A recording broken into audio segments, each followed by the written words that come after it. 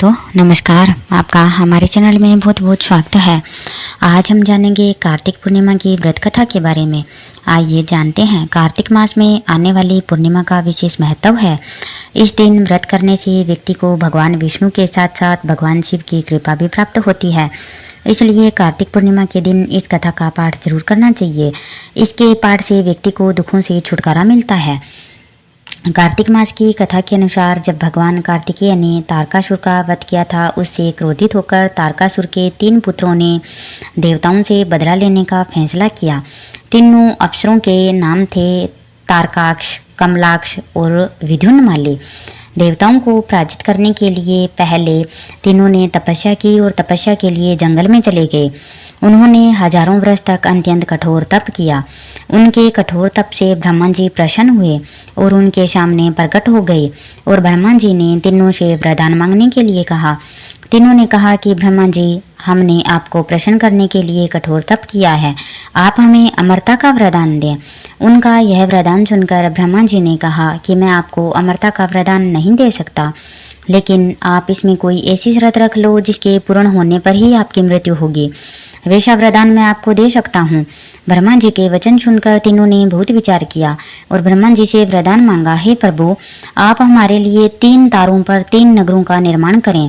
वे तीनों तारे अर्थात नगर जब अभिजीत नक्षत्र में एक पंक्ति में आएंगे और उसी समय कोई व्यक्ति अत्यंत शांत अवस्था में हमें मारेगा, तभी हमारी मृत्यु होगी और हमें मारने के लिए उस व्यक्ति को एक ऐसे रथ और बाण की आवश्यकता होगी जो बनाना असंभव हो, सिर्फ उससे ही हमारी मृत्यु हो।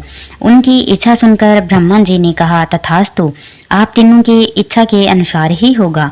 तीनों असुरों को मिले वरदान के अनुसार ब्रह्मा जी ने उन्हें 3 तारों पर 3 नगर निर्माण करने के लिए विश्वकर्मा जी को आज्ञा दी। विश्वकर्मा जी ने तारकाक्ष के लिए स्वर्णपुरी, कमलाक्ष के लिए रजतपुरी और विंध्युन्माली के लिए लोहपुरी का निर्माण कर दिया। ब्रह्मा जी से वरदान प्राप्त होने के बाद तीनों असुर बहुत प्रसन्न हो गए। इसके बाद उन्होंने सभी लोकों में आतंक फैलाना शुरू कर दिया। इन तीनों असुरों को एक साथ त्रिपुरासुर कहा जाता था। त्रिपुरासुर जहाँ भी जाते वहीं लोगों और ऋषियों को स्थाने लगते।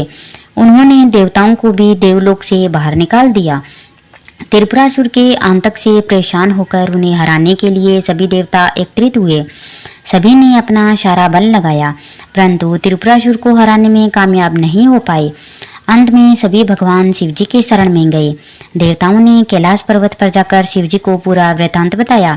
तब भगवान शंकर ने कहा कि आप सभी देवता मिलकर प्रयास करें। देवताओं ने कहा कि प्रभु, हम सभी ने मिलकर त्रिपुरासुर का वध करने का प्रयास किया, लेकिन हम कुछ नहीं कर पाए। हम आपकी शरण में आए हैं, आप ही हमारी रक्षा कर सकते हैं। तब शिव जी ने कहा कि मैं अपना आधा बल तुम्हें देता हूँ, इस बल की सहायता से प्रयास करके देखो। शिव जी ने अपना आधा बल देवताओं को दिया, लेकिन देवता शिव जी का आधा बल सहन नहीं कर पाए। फिर भगवान शिव ने स्वयं ही त्रिपुरासुर का संहार करने का संकल्प लिया। वरदान के अनुसार अब त्रिपुरासुर का वध करने के लिए रथ और धनुष बाण सिद्ध करना आवश्यक था।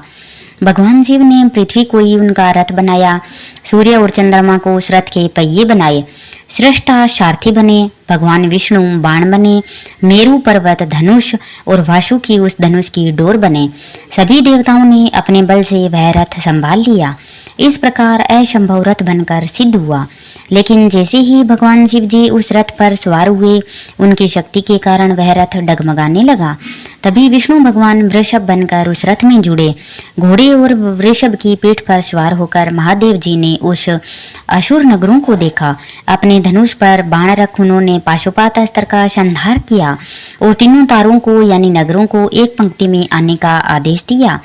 अभिजीत नक्षत्र में तीनों नगर एक पंक्ति में आते ही भगवान शिव जी ने अपने बाण से तीनों नगरों को जलाकर भस्म कर दिया। इसमें तीनों असुरों का भी अंत हो गया। जिस दिन तीनों असुरों का वध हुआ उस दिन कार्तिक पूर्णिमा थी। तभी से भगवान शिव जी त्रिपुरांतक बन गए। त्रिपुरांतक का अर्थ है 3 पुरों का अर्थात नगरों का अंत करने वाले। भगवान विष्णु ने ही भगवान शिव को यह नाम दिया था। इस प्रकार इस कथा का यहीं पर समापन होता है। अगर आपको हमारी यह व्रत कथा अच्छी लगी हो तो प्लीज़ हमारे चैनल को लाइक करें और सब्सक्राइब अवश्य ही करिएगा। बहुत बहुत धन्यवाद।